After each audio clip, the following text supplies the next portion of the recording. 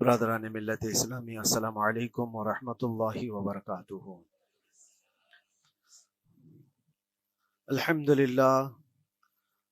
للہ الحنان المنان الذي خلق الانسان وعلمه البيان، والصلاة والسلام على رسوله سید الانس والجان وعلى آلہ واصحابہ ذوی الخیر والاحسان، اما بعد، فاعوذ باللہ من الشیطان الرجیم، بسم اللہ الرحمن الرحیم۔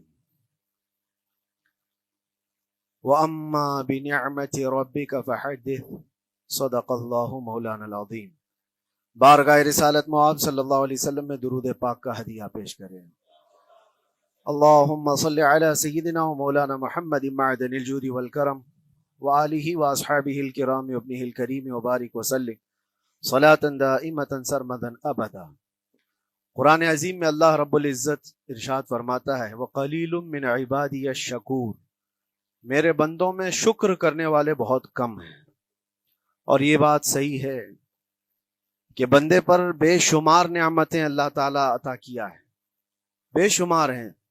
وَإِن تَعُدُّوا نِعْمَةَ اللَّهِ لَا تُحْصُوهَا، اگر تم اللہ کی نعمتوں کو گننا چاہو گے تو شمار نہیں کر سکو گے۔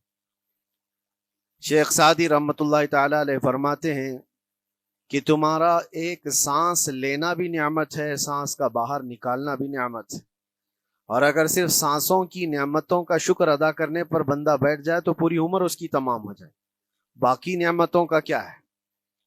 بے شمار نعمتوں سے نوازا ہے اللہ تعالیٰ نے، لیکن انسان کی فطرت میں یہ بھی ہے کہ کبھی ایک چیز کی کمی محسوس ہوتی ہے تو وہ واویلا مچاتا ہے، بہت شور کرتا ہے کہ مجھے یہ تکلیف ہوئی، وہ تکلیف ہوئی۔ اس کے صحت کے زمانے کو وہ یاد نہیں کرتا، مصیبت کے زمانے کو بہت جلدی یاد کرتا ہے۔ اسی لیے شکر گزار بندے بہت کم ہیں۔ عادت یہ ڈال لیں، جب مصیبت آئے، کوئی تکلیف آئے، تو ہمارے اندر یہ احساس پیدا ہو جائے کہ میرے گناہ اس سے بھی بڑی مصیبت کے لائق تھے، اللہ نے کم مصیبت عطا کی۔ جب کوئی بیمار ہو جائے، جب کبھی کسی آفت میں مبتلا ہو جائے تو یقیناً درد تو ہوتا ہے، آدمی سہن نہیں کر پاتا، لیکن احساس دل میں یہ پیدا کرے اگر وہ انصاف کرنے پر آئے رب تبارک و تعالی میرے ہر گناہ کے بدلے بڑی بڑی سزائیں دے سکتا ہے، میں چھوٹی سی سزا میں ملوث ہوں، اللہ کریم اس کا شکر ہے۔ اسی طرح سے میرے عزیزو، ایک بات میں آپ کو بتاتا ہوں، خاص طور پر ہمارے قید کے زمانے میں بہت سارے ایسے قیدی جیل کے اندر جانے کے بعد ان کے حالات ایسے ہو جاتے ہیں، وہ نا امید اور مایوس ہو کر کفریہ جملے بکنے لگ جاتے ہیں۔ ان کے حالات ایسے ہو جاتے ہیں کوئی خدا نہیں، اگر ہوتا تو ہماری سنتا، بہت کچھ عبادتیں بھی کرتے ہیں، نہیں جب قبول ہوتی ہے تو مایوس ہو جاتے۔ تو یہ تو اندر کے حالات ہیں، باہر بھی کسی کے ساتھ ایسا ہو سکتا ہے۔ میں تو 10 سال سے دعا کر رہا ہوں، اولاد ہی نہیں ہوئی، کوئی یہ کہتا ہے۔ شادی ہو گئی، 10 سال ہو گئے، بچے نہیں ہو رہے ہیں۔ کوئی یہ کہتا ہے کہ میری بیٹی کا رشتہ ہی نہیں ہو رہا، ہر وظیفہ کر لیا، ہر دعا کر لیا، پھر یہاں سے نا امیدی، نا شکری۔ یہ جملے انسان کو کہاں تک پہنچا دیتے ہیں۔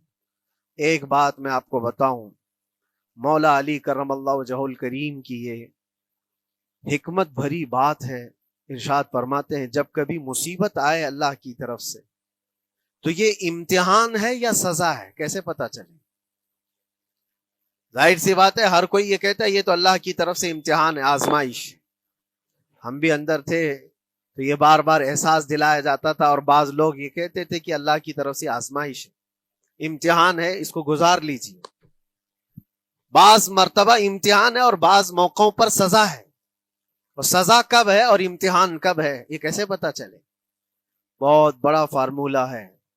مولا علی کرم اللہ وجہہ الکریم فرماتے ہیں جب کبھی تم پر کوئی مصیبت آئے تو یہ دیکھ لینا ان مصیبتوں کے دن میں تم اگر اللہ سے زیادہ قریب ہو گئے ہو، دعا زیادہ کرنے لگ گئے ہو، وظیفے زیادہ کرنے لگ گئے ہو، تو اس کا مطلب ہے کہ اللہ تعالیٰ تم کو امتحان میں رکھا ہے۔ اور اگر مصیبتوں کے آنے کے بعد بندہ دور ہو جاتا ہے اللہ سے، پھر وہ بفر جاتا ہے، گناہ زیادہ کرنے لگتا ہے، تو سمجھ لو یہ سزا میں ملوث ہے۔ اب سب کی زندگی میں یہ مصیبتیں جب آتی ہیں تو خود اپنے آپ کو ریئلائز کرے، احساس کر کے دیکھے کہ مصیبت آئی ہے تو میرے ہاتھ میں تسبیح آ گئی یا پھر گالی گلوچ، مصیبت یا آفت آئی ہے میرے گھر پر تو میں عبادت اور نماز کی طرف زیادہ جا رہا ہوں یا پھر عیش و عشرت کی طرف زیادہ جا رہا ہوں، تو تمہیں خود پتا چل جائے گا کہ تم اللہ کی طرف سے امتحان میں ہو یا پھر سزا میں ہو۔ میرے عزیزو، بہت مقامات ایسے ہیں جہاں پر بظاہر مصیبت کی حکمت ہمیں نہیں معلوم ہوتی کہ کیوں آئی یہ مصیبت، کیوں دی گئی ہے ہمیں ایسی تکلیف۔ اسی کا نام تقدیر ہے کہ اللہ تعالیٰ کے لکھے ہوئے پر راضی رہنا یہ مومن کی شان ہے۔ مومن کو ہمہ وقت اللہ تبارک و تعالیٰ کی طرف سے لکھی ہوئی اس تقدیر پر راضی رہنا ہے۔ آپ کو میں ایک بات بتا دوں، حضرت ابو جندل ایک صحابی ہیں، مکہ مکرمہ میں ایمان لائے۔ رسول پاک صلی اللہ تعالی علیہ وسلم جب ابھی مکہ میں تھے، اس وقت غریب صحابہ کو کفار مکہ، مشرکین مکہ کس طرح سے پکڑ کر مارتے تھے، کیسے کیسی سزائیں دیا کرتے تھے۔ اسی اسنا میں اللہ کے نبی صلی اللہ علیہ وسلم ہجرت کر کے مدینہ تشریف لے گئے، لیکن جو ابو جندل تھے یہ قید میں تھے، قید میں تھے، ان کا باپ خود ان کو قید میں رکھا ہوا تھا، اور ایسی قید کہ زنجیریں بندھی ہوئی رہتی تھی، مسلسل کئی سال گزر گئے۔ حضور پاک صلی اللہ تعالی علیہ وسلم کی ہجرت کے 6 سال گزر جانے کے بعد 7واں سال تھا جب آپ کو بتاؤں حدیبیہ کا وہ منظر پیش آیا جس کو صلح حدیبیہ کہا جاتا ہے۔ تقریباً 1400 صحابہ کے ساتھ رسول کریم صلی اللہ تعالی علیہ وسلم عمرہ کرنے کے لیے آئے، لیکن اس وقت مکہ کے کفار و مشرکین مکہ سے تقریباً 35 کلومیٹر باہر دور آپ کا راستہ روک لیا، کہا ہم آپ کو عمرہ کرنے نہیں دیں گے، آپ کے اصحاب کو، آپ کے صحابہ کو ہم مکہ میں انٹر ہونے نہیں دیں گے۔ جنگ جیسی نوبت آ گئی تھی، لیکن حضور پاک صلی اللہ تعالی علیہ وسلم اور صحابہ احرام پہن کر کے عمرہ کرنے کے لیے آئے، تو پھر درمیانی راستہ یہ اختیار کیا گیا۔ حضور پاک صلی اللہ علیہ وسلم نے فرمایا کہ ہم صلح کر لیتے ہیں، کچھ ایگریمنٹ ہو جائے ہمارے اور تمہارے درمیان، جنگ نہیں کریں گے، آج سے جنگ بندی ہو جائے۔ تو کفار مکہ اس بات پر راضی ہوئے، اور اس کے بعد صلح، جس کو کہتے ہیں صلح حدیبیہ، یہ بہت مشہور ہے۔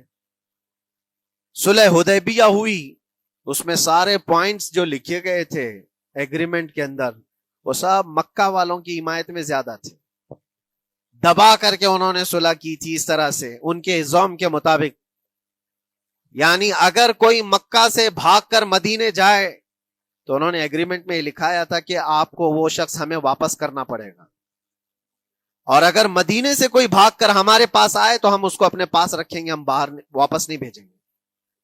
تمہارا کوئی آدمی ہمارے پاس آ گیا بھاگ کر کے، یا ہمارا ہی وہاں رہنے والا کوئی آدمی آ گیا آپ کی امان سے نکل کر کے، تو ہم اس کو اپنے پاس رکھیں گے۔ ایسی بہت ساری شرطیں تھیں۔ میں کیوں کہہ رہا ہوں یہ بات سن لیجیے۔ یہ صلح حدیبیہ ہو گئی، ایگریمنٹ ابھی لکھا جانا تھا۔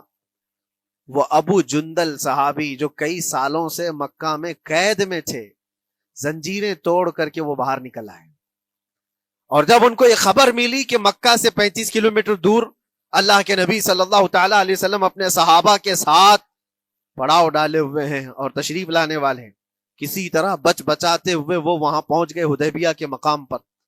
جیسے ہی وہ پہنچے صحابہ میں ایک شور ہو گیا۔ صحابہ جانتے تھے کہ کتنے سالوں سے ابو جندل قید میں ہے، طرح طرح کی اذیتیں اٹھاتا ہے، بہت مصیبتیں اٹھائی ہیں ابو جندل نے۔ دیکھا ان کے جسم پر پورے زخموں کے نشان تھے، ہاتھوں اور پیروں میں زنجیریں لٹکی ہوئی تھیں۔ وہ اسی حالت میں صحابہ کے پاس آ گئے، صحابہ سب نے سینے سے سینہ لگایا، استقبال کیا، ابو جندل تم آ گئے ہمارے پاس، آ گئے۔ اب بات سنو، بڑی حیرت کی ہے، ایگریمنٹ لکھا جا رہا تھا اور ابو جندل مکہ سے فرار ہو کر کے آئے تھے۔ ابو جندل کا جو باپ ہے اور دوسرے جو رئیس مکہ کے تھے، قریش کے سردار، سبوں نے ہاتھ روک لیا اور کہا ہمارا ایک آدمی بھاگ کر آپ کے پاس آیا ہے، ایگریمنٹ کے مطابق اس کو آپ ہمیں واپس کرنا ہوگا، واپس لوٹانا ہوگا۔ مکہ میں رہنے والا شخص آپ کے پاس آیا ہے، وہ ہمارا قیدی ہے۔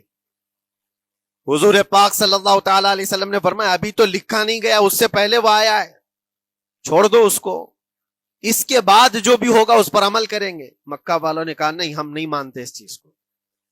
حضور پاک صلی اللہ تعالی علیہ وسلم نے یہاں تک فرمایا اس ایک شخص کو میری ضمانت میں دے دو، باقی تمہاری ساری شرطیں منظور کر لی جائیں گی۔ وہ رحمت للعالمین، نبی اکرم صلی اللہ تعالی علیہ وسلم اپنے غلاموں پر رحم کیسے نہ کریں۔ جب ان حالات میں دیکھا ابو جندل کو تو صحابہ بھی حضور کے پاس آئے اور کہا یا رسول اللہ صلی اللہ علیہ وسلم صلح کیوں کر رہے ہیں ان کے ساتھ؟ جنگ کریں گے ہم ان کو، ہم نے بدر میں، احد میں، خندق میں ان کے ساتھ جو مقابلے کی ہمیں تجربہ ہے، ہم ان کے پرخچے اڑا دیں گے، آپ اجازت دیں ہم جنگ کریں گے۔ اللہ کے نبی فرماتے ہیں میں جو دیکھ رہا ہوں وہ تم نہیں دیکھ رہے ہو، اللہ کا حکم نہیں ہے جنگ کرنے کا، صلح ہے۔ صلح ہو گئی، لکھا جا رہا تھا، اور یہ ابو جندل آئے۔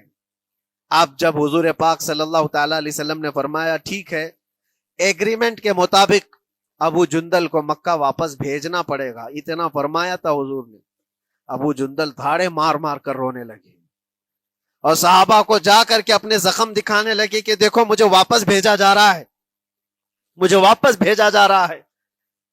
تو صحابہ کے اندر بھی جوش تھا، اپنا آدمی جب کوئی اتنا مظلوم ہو، اتنا مار کھایا ہو، اور پھر واپس انہی ظالموں کے سامنے اس کو بھیجا جانا ہو تو کیا کیفیت ہوگی۔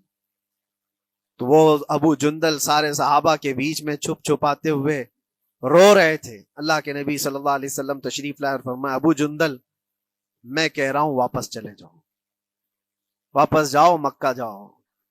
تو انہوں نے کہا یا رسول اللہ صلی اللہ علیہ وسلم ان زخموں کے ساتھ واپس جاؤں؟ اللہ کے نبی صلی اللہ علیہ وسلم نے فرمایا ہاں ابو جندل، اللہ کی مرضی یہی ہے، اور اللہ کا نبی وہی کہتا ہے جو اللہ کی مرضی ہوتی ہے۔ یہ میں کہہ رہا ہوں بظاہر تکلیفوں کی حکمت ہمیں معلوم نہیں ہوتی، لیکن ہمیں عمل کرنا چاہیے۔ نبی پاک صلی اللہ تعالی علیہ وسلم کا جب حکم ہوا، ابو جندل انہی زنجیروں کے ساتھ ان کے باپ کے حوالے کر دیے گئے، وہ گھسیٹتے ہوئے لے جا رہا تھا، گھسیٹتے ہوئے واپس انہی قیدیوں کی طرح لے جا رہا تھا۔ سب کی آنکھوں میں آنسو تھے، لیکن حکمت الہی کیا ہے یہ کون جانتا ہے۔ بظاہر اللہ تبارک و تعالیٰ کی طرف سے یہ دی ہوئی آزمائشیں، یہ تکلیفیں، اس کی حکمت وہ بہتر جانتا ہے۔ جب ابو جندل کو واپس کیا گیا، ایک سوال اٹھتا ہے میرے عزیزو، یہ میں قید کی حالت میں رہ کر کے ایک شخص نے مجھ سے سوال کیا تھا، آپ تو اللہ کے نبی صلی اللہ تعالی علیہ وسلم کی ناموس کی بات کرتے ہو، حضور کی محبت کی بات کرتے ہو، ان کے عشق کی بات کرتے ہو، اور یہ بھی کہتے ہو کہ نبی پاک صلی اللہ تعالی علیہ وسلم دستگیری کرتے ہیں، اپنے غلاموں کی مدد کرتے ہیں، تو اتنے دنوں سے کیا آپ نے حضور کو نہیں پکارا؟ کیا رسول پاک صلی اللہ تعالی علیہ وسلم سے محبت اور عشق کی بات کے بعد آپ نے بھیک نہیں مانگی؟ اس وقت یہ واقعہ یاد آیا، میں تو ابو جندل کے پاؤں کے ناخن کی مٹی کے برابر بھی نہیں۔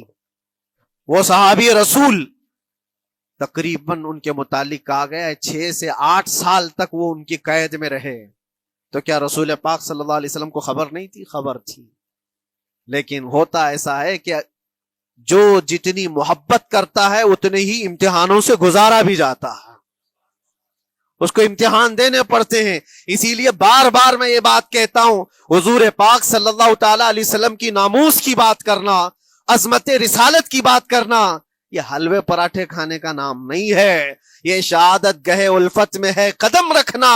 لوگ آسان سمجھتے ہیں مسلمان ہونا، حضور پاک صلی اللہ تعالی علیہ وسلم کی شریعت طاہرہ کو بچانے کے لیے ہی تو، حضور کی ناموس کی حفاظت کے لیے ہی تو مولا امام حسین نے اپنی گردن دے دی، اپنے بچوں کی قربانی دے دی، اپنا عیش آرام سب تیاگ دیا۔ یہ ساری قربانیوں کے بعد ہی اس امتحان سے بندہ نکلتا ہے۔ وہ امام احمد بن حنبل جن کے سینے میں 5 لاکھ حدیثیں محفوظ تھیں، رسول پاک صلی اللہ علیہ وسلم کی 5 لاکھ حدیثوں کے حافظ، لیکن بغداد کے ظالم حکمرانوں نے ان کو ننگی پیٹھ پر کوڑے مارے ہیں، پہلی مرتبہ 100 کوڑے، دوسری مرتبہ پھر 100 کوڑے، تیسری مرتبہ پھر 100 کوڑے، اتنے میں تو آدمی مر جاتا ہے۔ امام احمد بن حنبل کی پیٹھ جھک گئی تھی۔ میرے عزیزو، یہی ہے جس کو ہم کہہ رہے شہادت گہے الفت میں ہے قدم رکھنا۔ اگر تم سچا ایمان رکھتے ہو تو پھر آزمائش بھی ہوگی، اللہ کریم قرآن میں فرماتا ہے فَلَيَعْلَمَنَّ اللَّهُ الَّذِينَ صَدَقُوا وَلَيَعْلَمَنَّ الْكَاذِبِينَ، اللہ تبارک و تعالیٰ ضرور آزمائے گا سچا کون ہے اور جھوٹا کون ہے۔ مصیبتیں آئیں گی، آندھیاں آئیں گی، لیکن جمے رہو، ڈٹے رہو، اللہ رب العزت سے کبھی بھی اپنا رشتہ نہ توڑو، اور جو تمہارے اندر ایمان ہے، توکل اور یقین ہے، ذرا برابر بھی فرق آنے نہ پائے۔ آج نہیں قبول ہوئی کل ہوگی، کل نہیں قبول ہوئی پرسوں ہوگی، کبھی نہ کبھی تو دعا قبول ہوگی۔ دنیا داروں کے دروازے کھٹکھٹاتے ہیں تو ایک نہ ایک دن دروازہ کھلتا ہے، وہ ارحم الراحمین ہے، وہ ارحم الراحمین ہے، دروازے کھولتا ہے، لیکن وہ بہتر جانتا ہے کس وقت دروازہ کھلنا چاہیے۔ ہم اپنی مرضی کے مطابق رب کو نہیں چلا سکتے، مولا تعالیٰ جیسا چاہے ہمیں ویسا چلنا چاہیے۔ ایک بات اور میں بتا دوں سید، یہ تو دوسرے لوگوں کی بات ہے جس میں ہمارے قصور ہیں، ہمارے جرم ہیں، ہمارے گناہ ہیں، جس کی وجہ سے مصیبتیں آئیں گی، لیکن اللہ کے نبی کا کوئی گناہ نہیں ہوتا۔ جو نبی ہوتے ہیں وہ معصوم ہوتے ہیں۔ سیدنا یوسف علیہ الصلوۃ والتسلیم اللہ کے نبی، اللہ کے نبی ابراہیم علیہ السلام کے بیٹے اسحاق علیہ السلام، اسحاق علیہ السلام کے بیٹے یعقوب علیہ السلام، یعقوب علیہ السلام کے بیٹے یوسف علیہ السلام، جن کی نسل میں انبیاء کرام، جو پورا خاندان نبوت کا ہے، وہ یوسف علیہ السلام کن کن مقامات سے گزارے گئے۔ پہلے بھائیوں نے کنویں میں پھینک دیا، اور اس کے بعد اس زہریلے کنویں سے وہ نکالے گئے۔ جنگل میں کوئی نہیں تھا جب ان کے بھائیوں نے کنویں میں پھینکا تھا۔ اس وقت ایک قافلہ جا رہا تھا، انہوں نے ڈول ڈال کر کے نکال لیا اور پھر لے کر کے گئے۔ یہاں سے کنویں سے تو نکالے، لیکن آگے کی زندگی کیا ہے؟ مصر کے بازار میں لے جا کر قافلے والوں نے بیچ دیا۔ یوسف علیہ السلام پھر خریدے گئے، کس کے ہاں؟ عزیز مصر، بادشاہ مصر کے گھر میں، اور وہاں پر زلیخا آپ پر فدا ہوئی، پھر آپ پر الزام بھی لگایا گیا، اور اس الزام کی بنیاد پر آپ کو جیل بھیجا گیا۔ اللہ کے نبی کے دامن پر پیوند تو ہو سکتا ہے، دھبا نہیں ہوتا۔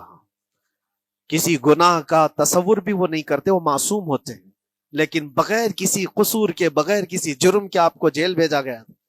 یوسف علیہ الصلوۃ والتسلیم جیل جب گئے، وہ نبی ہو کر کے، اور اس کے بعد دن کٹتے رہے۔ دن کیسے؟ ہفتے، ہفتے کیا مہینے، مہینے کیا سال۔ یوسف علیہ الصلوۃ والتسلیم کے 7 سال گزر گئے۔ جب کبھی کسی انوسنٹ کو، بے قصور آدمی کو تکلیف دی جاتی ہے تو اس کو احساس زیادہ ہوتا ہے، اور جرم کی وجہ سے جب کوئی تکلیف میں آتا ہے تو کمپرومائز کر لیتا ہے، میں ایسا غلطی کیا تھا، مجھے یہ جھیلنا پڑ رہا ہے۔ لیکن جس کا جرم ہی نہیں، نہ کردہ گناہ کی سزا جب دی جاتی ہے، بندہ بہت بکھر جاتا ہے، ٹوٹ جاتا ہے۔ لیکن وہ اللہ کے نبی تھے، توکل کیسا تھا، یقین کیسا تھا، صبر کے ساتھ نکالے۔ لیکن ایک بہت پیاری بات ہمیں ملتی ہے میرے عزیزوں، وہاں قیدی اور بھی تھے، اور یوسف علیہ السلام کو اللہ تعالیٰ نے ایک معجزہ عطا کیا تھا۔ وہ خوابوں کی تعبیر سچی سچی بتاتے تھے۔ خواب کی تعبیر ہوا کرتی ہے، جو بھی خواب دیکھتا آدمی اس میں اشارہ ہوتا ہے اللہ کی طرف سے۔ تو 2 قیدیوں نے خواب دیکھا تھا، یہ قرآن پاک کے سورہ یوسف میں پورا موجود ہے، 12ویں پارے میں۔ 2 قیدیوں نے خواب دیکھا، اپنا اپنا خواب انہوں نے بیان کیا یوسف علیہ السلام کو۔ ایک قیدی نے دیکھا کہ وہ سر پر روٹیاں رکھ کر کے لے جا رہا ہے اور پرندے نوچ نوچ کر کھا رہے ہیں۔ دوسرے نے دیکھا کہ وہ انگوروں کو نچوڑ کر کے اس کے رس پی رہا ہے۔ تو انہوں نے بتایا یوسف علیہ السلام کے پاس، ایسا ایسا ہم نے خواب دیکھا ہے، اس کی تعبیر کیا ہو سکتی ہے؟ سیدنا یوسف علیہ السلام فرماتے ہیں، میں دونوں کے خواب کی تعبیر بتاؤں گا، لیکن اس میں سے ایک بندہ، اس سے آپ نے کہا تو وعدہ کر کے میرا بھی کام کرے گا، میرا بھی ایک کام ہے تو کرے گا۔ 7 سال گزر گئے تھے، جو بادشاہ مصر تھا وہ بھی بدل چکا تھا، جس نے قید میں ڈالا تھا وہ ختم ہو گیا، دوسرا آیا، تیسرا آیا، جو بھی آیا، لیکن حکومت بدلی ہوئی تھی۔ تو خواب کی تعبیر بتانے سے پہلے ایک قیدی سے یوسف علیہ السلام نے کہا کہ میرا کام تو کرے گا؟ اس نے کہا ہاں، آپ جو کہیں گے میں کروں گا۔ تو سنو، تعبیر یہ ہے، جس کے سر پر روٹیاں رکھی ہوئی اور کوے کھا رہے تھے یا پرندے کھا رہے تھے، اس کی تعبیر یہ ہے کہ عنقریب تجھ کو موت کی سزا سنائی جائے گی۔ وہ غمگین تھا۔ دوسرے سے کہا تو انگور کے رس نچوڑ کر پی رہا تھا، تیرے خواب کی تعبیر یہ ہے کہ عنقریب تجھ کو رہا کر دیا جائے گا، تو آزاد ہوگا، اور تجھ سے ہی میرا کام یہ ہے کہ آزاد ہو کر جائے گا تو تم موجودہ وقت کے جو بادشاہ ہے شاید اس کی فوج میں شامل ہو جائے یا اس کے سپاہیوں میں وزیروں میں، تو میری یہ بات اس تک پہنچا دینا، پچھلے 7 سالوں سے بے گناہ بے قصور ایک قیدی اندر ہے، اس کو آزاد کر دیا جائے، اس کو آزاد کر دیا جائے۔ اس نے کہا بالکل، اگر میں چھوٹا تو آپ کا ایک کام ضرور کروں گا۔ سنیے بات، چند دن نہیں گزرے تھے کہ اس ایک قیدی کو موت کی سزا ہو گئی، اس کو موت کی سزا سنائی گئی اور پھانسی ہو گئی۔ دوسرا یہ جو قیدی جس کو آپ نے رہائی کی خوشخبری دی تھی، اس کی بھی رہائی کی خوشخبری آ گئی، وہ آزاد ہو گیا۔ لیکن قرآن پاک میں ہے آزاد ہو کر جب جاتا ہے آدمی تو پچھلا بھول جاتا ہے، اکثر ایسا ہی ہوتا ہے۔ کیا جیل کے دوست کون تھے کیا تھے کچھ پتا نہیں، اور آدمی تو یہ سوچتا ہے دوبارہ کبھی ادھر کے دروازے کو بھی نہ دیکھو، آیا اور بھول گیا۔ یوسف علیہ السلام نے جو کام دیا تھا وہ بھول گیا، یہاں تک کہ قرآن میں اللہ فرماتا کئی سال گزر گئے، 1-2 دن نہیں، سالوں گزر گئے، اور وہ بادشاہ کی فوج میں شامل تھا یا بادشاہ کے مصاحبین میں شامل تھا، قریبی لوگوں میں۔ ایک زمانے کے بعد مدت ہوئی، اور اس وقت سوچیے آپ کتنا وقت حضرت یوسف علیہ السلام نے کاٹا ہوگا۔ ایک دن آپ بے اختیار رو پڑے اللہ کی بارگاہ میں۔ یہ میں آپ کو بتا رہا ہوں، کبھی کبھار انسانی فطرت کا تقاضا ہے، اللہ تبارک و تعالیٰ کی بارگاہ میں رو پڑے اور کہا اے رب العالمین، اے ارحم الراحمین، یہ دن کب ختم ہوں گے؟ یہ جس طرح سے مجھے جیل کی سلاخوں کے پیچھے بند کیا گیا ہے، ان مصیبتوں سے کب آزادی ہوگی میرے مولا یا ارحم الراحمین؟ جواب رب تعالیٰ کی طرف سے آیا، یہ ہمارے اور آپ کی بات نہیں ہے، یہ اللہ کے نبی کی بات ہے۔ اب سنو، یوسف علیہ السلام کو جواب آیا، اے یوسف، جب تجھے جیل سے نکلنا ہی تھا، تجھے باہر جانا ہی تھا، تو دنیا کے بادشاہ کے پاس سامنے کیوں ریکویسٹ رکھا، میرے سامنے رکھ دیا ہوتا۔ اللہ اکبر، یہ توکل کا اعلیٰ درجہ ہے۔ اتنی مصیبتوں کے بعد بھی تم نے اس سپاہی کو کیوں اپنا قاصد بنا کر بادشاہ کے سامنے بھیجا کہ میری آزادی ہو جائے؟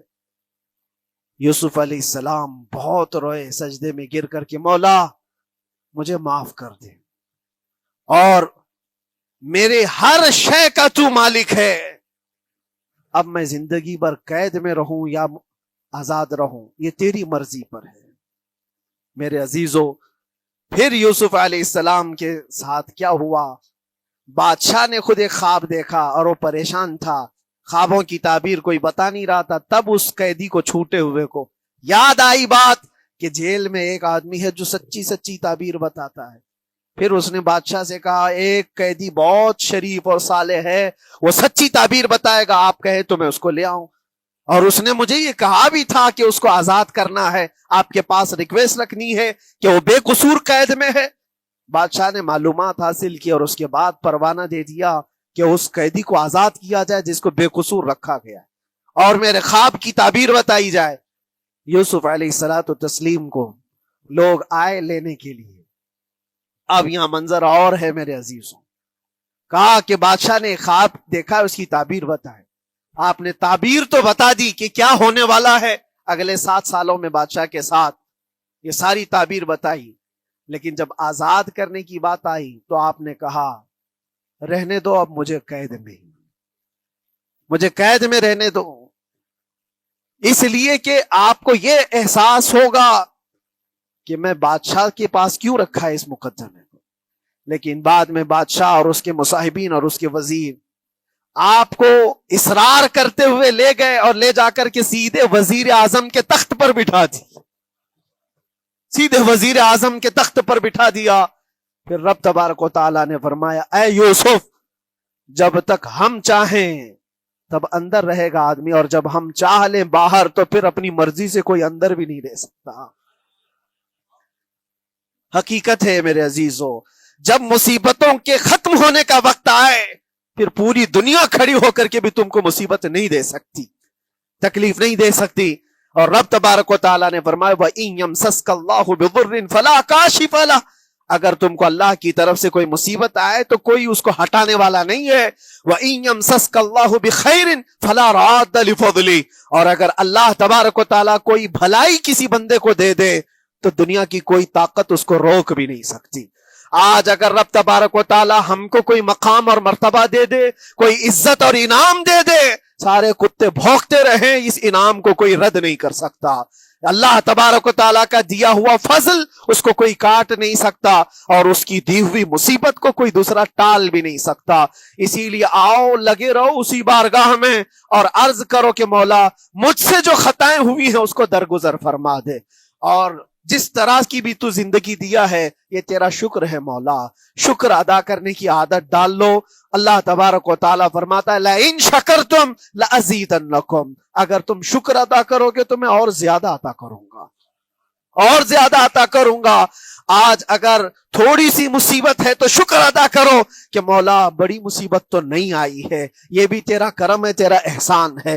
مصیبت زدہ لوگوں کو دیکھتا ہوں تو پھر میں یہ کہتا ہوں ہاتھ بھی سلامت ہے، پیر بھی سلامت ہے، آنکھ بھی سلامت ہے، زبان بھی سلامت ہے، دماغ بھی چل رہا ہے. کیا یہ شکر کرنے کا موقع نہیں ہے؟ یہ شکر کرنے کا مقام نہیں ہے؟ آؤ ہر دن اللہ کا شکر ادا کرو، شکایتیں کم کرو. اللہ تبارک و تعالیٰ کو یہ زندگی پسند ہے. وآخر دعوانا ان الحمد للہ رب العالمین. السلام علیکم.